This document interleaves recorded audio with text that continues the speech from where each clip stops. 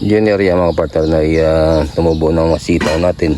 Meron tayong sitaw na tumubo na yun karami pero hindi masyadong malaki. Pero yung area to no, ay nagyan ng bakod ay namantala ng mga alagating manok. Pero yung mga partner na yun nakataba ang maluya natin. Pero yun ay lagyan natin to ng aloe vera no? May nagbigay sa atin ng aloe vera. At yung area na yan na gilid ay punuin natin ng aloe vera mga partner.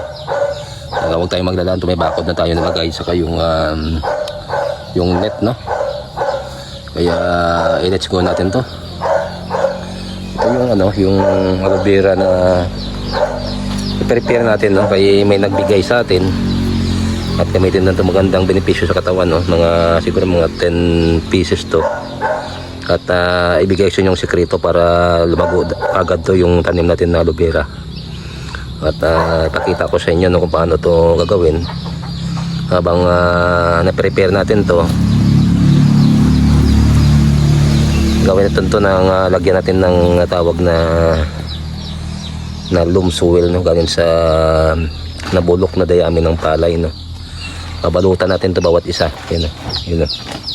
Yung gagawin natin.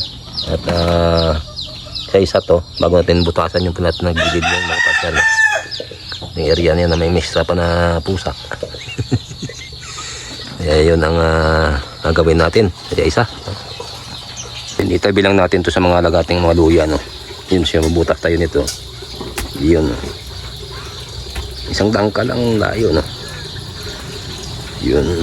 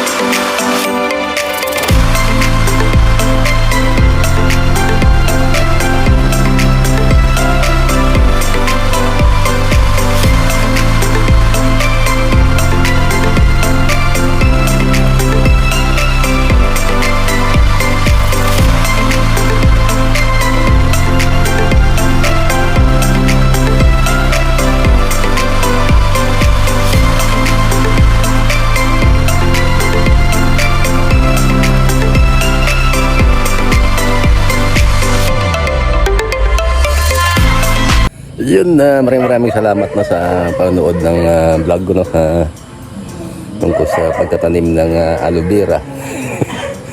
At thank you lahat sa mga supporters no, sa shoutout sa lahat at kaya ingay ng aso no.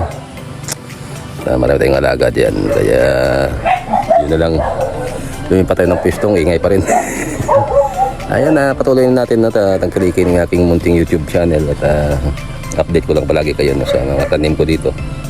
At samantalahin natin nga dito tayo sa from the probinsya na enjoy natin pagbablog at lahat ng mga natin ng mga kapwa YouTuber huwag yung mag-alala no.